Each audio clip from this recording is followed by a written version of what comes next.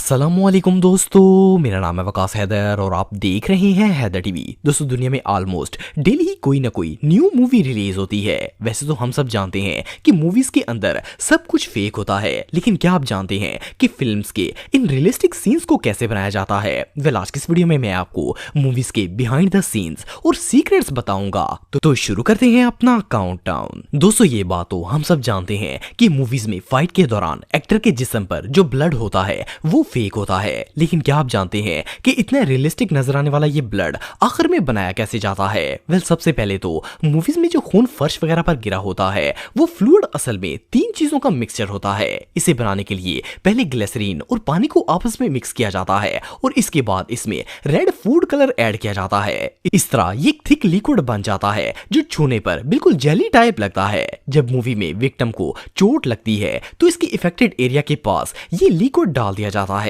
ये इतना रियलिस्टिक होता है कि इसे देखकर कोई सोच भी नहीं सकता कि ये फेक ब्लड है। सिर्फ इतना ही नहीं, बल्कि ब्लड से भरे हुए फुटप्रिंट्स बनाने के लिए भी इसी अमेज़ी का इस्तेमाल किया जाता है।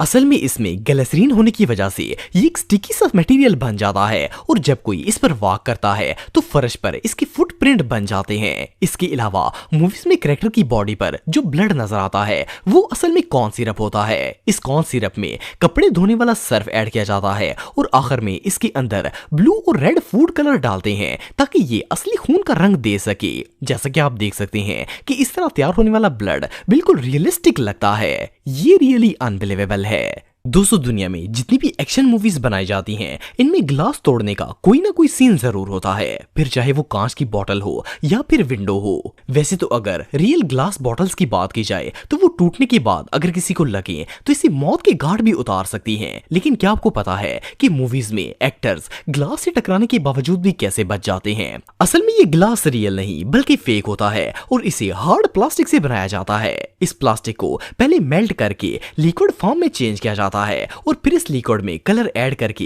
इसे बोतलों के सांचों में डाल दिया जाता है। इस तरह से बनाई जाने वाली बॉटल्स देखने में बिल्कुल कांच की तरह लगती हैं और क्योंकि हार्ड प्लास्टिक से बनी होती हैं इसलिए जब वो किसी चीज से टकराती हैं तो वो चिकनाचूर हो जाती हैं और एक झटके में ही टूट जाती हैं। इसी तरह अगर इन प्लास्टिक की बॉटल्स को हाथ से भी तोड़ा जाए तो हाथ जख्मी नहीं होता। इसके अलावा जो ग्लास विंडोज और डोर्स वगैरह के लिए यूज किया जाता है वो असल में टेम्पर्ड ग्लास होता है। ये केमिकल से तैयार किया जाता है और असल ग्लास की तरह ही नजर आता है, पर ये बिल्कुल भी डेंजरस नहीं होता।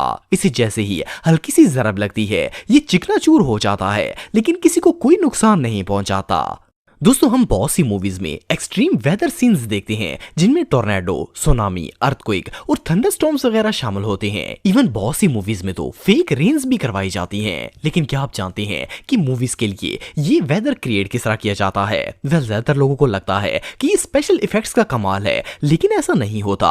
असल में इन फेक वेदर्स को बनाने के लिए बहुत ज्यादा मेहनत और हैवी इक्विपमेंट्स का इस्तेमाल किया जाता है। मिसाल के तौर पर अगर किसी सीन में रेन शो करवानी हो तो इसके लिए रियल में बादल वाला माहौल क्रिएट किया जाता है। ये जो सीन आप दिख रहे हैं इसी हॉलीवुड मूवी नोआ से लिया गया है। इस सीन में दिन का वक्त दिखाया गया है, लेकिन असल में ये सीन रात में बनाया गया था। इसे दिन में तब्दील करने के लिए बलून लाइट्स का इस्तेमाल किया गया है जो कि एक्सट्रीमली ब्राइट होती हैं। इसके अलावा बारिश के लिए हैवी रेन मशीन्स यूज की गई थी और इस मशीन से 2 लाख गैलन से भी ज्यादा पानी एक वक्त में ही बारिश की सूरत में बाहर निकलता है। इसके अलावा अगर जलजले वाले सीन्स की बात की जाए तो इसके लिए सिर्फ कैमरे को ही शेक कर देना काफी नहीं होता, बल्कि ये भी एक बहुत ही मुश्किल काम होता है। इसे रियलिस्टिक बनाने के लिए वीडियो के अंदर मौजूद हर चीज को सेम फोर्स पर शेक किया जाता है। इसी तरह बिल्डिंग्स और हाउसेस वगैरह के मॉडल्स बनाकर इन्हें हाइड्रोलिक लिफ्ट्स पर रखकर जलजला क्रिएट किया जाता है। इवन मूवीज के कैरेक्टर भी इस लिफ्ट पर खड़े हो जाते हैं और फिर इसे शेक किया जाता है ताकि हर चीज हिलती हुई नजर आ सके।